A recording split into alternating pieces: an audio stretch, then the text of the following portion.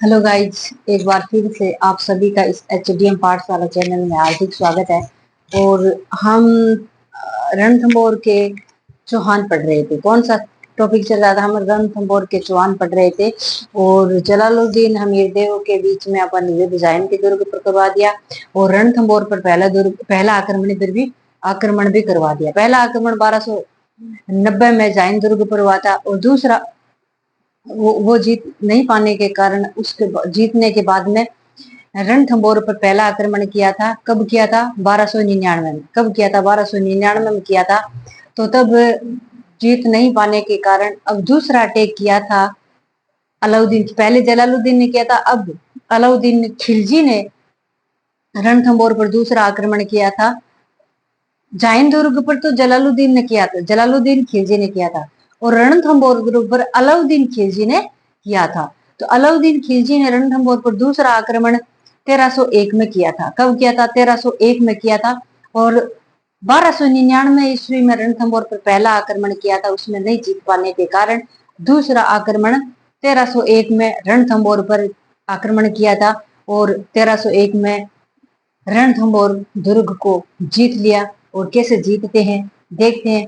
अलाउद्दीन खिलजी और हमीर देव के बीच में कैसा युद्ध होता है। ठीक है, तो चलिए शुरू करते हैं।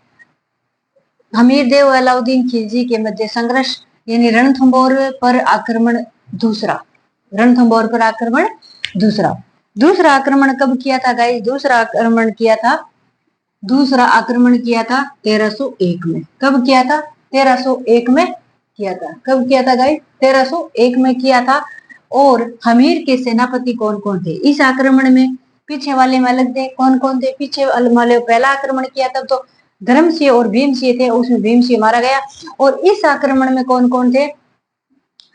रणमल, रतिपाल और मुहम्मद शाह और गरब रुक और वेचर और तीचर, इतने सेनापति थे। कौन कौन सेनापति थे?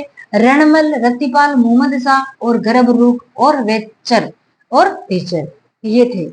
और हमीर देव गाइज कैसे इस युद्ध को हार गया, ये भी इसकी रणनीति है कि रणपल और रतिपाल ने, रणमल और रतिपाल ने इसके साथ में गद्दारी की थी। किस? रणमल और रतिपाल और सर्जन सिंह ने इस युद्ध के अंदर हमीर देव के साथ में गद्दारी करने के कारण इस युद्ध को हमीर देव हार गया था। ठीक है, देखते हैं इस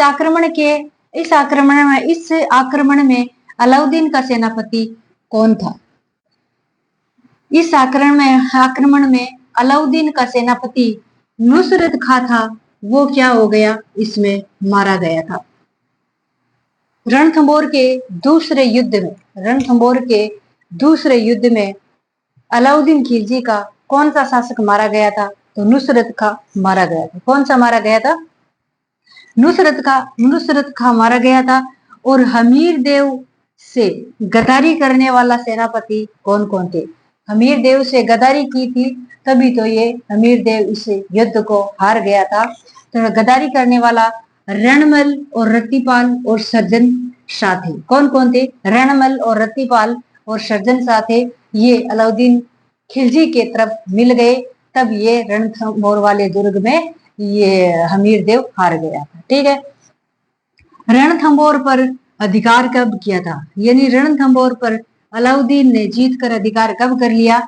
तो 11 जुलाई 1301 में। 11 जुलाई 1301 में रणथंभौर पर अलाउद्दीन खिलजी ने अधिकार कर लिया था। ठीक है, और इस रणथंभौर के 1301 के युद्ध में हमीर की पत्नी रंगदेव और उसकी बेटी देवल दे जौहर किया था। जौहर किसने किया था?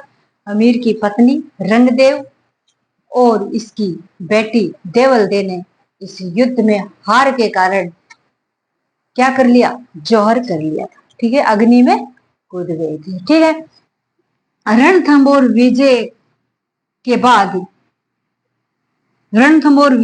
बाद कहा, मान लो एक कोटेशन है, रणथंभौर अलाउद्दीन जीतने के बाद अमीर खुसरो ने क्या कोटेशन लिखा था कि आज कुफर का गढ़ इस्लाम हो गया। रणथंभौर दुर्ग अलाउद्दीन जीतने के कारण अमीर खुसरो ने क्या लिखा कि आज कुफ्र का गढ़ इस्लाम हो गया। तो अपन ने रणथंभौर का चौहान वंश पढ़ लिया। कल कौन कौन से पढ़ लिया अपन? एक तो शाकंभरी चौहान पढ़ लिया, ठीक है, अजमेर के चौहान पढ़ लिया, ठीक है, और रणथंभौर के चौहान पढ़ ली। जो शाखाएं थी, शाकंभरी शाखा और अजमेर की शाखा और रणथंभौर की शाखा, 3 शाखा पढ़ ली। कल जालोर की शाखा पढ़ेंगे, उसमें कौन शासक बना है, कौन शासक बनेगा, कौन जीतेगा, कौन सस्ता वो होगा, ये कल वाले क्लास में पढ़ेंगे। तब तक के लिए नमस्कार। जय हिंद, जय भारत और जय भीम, जय संविधान।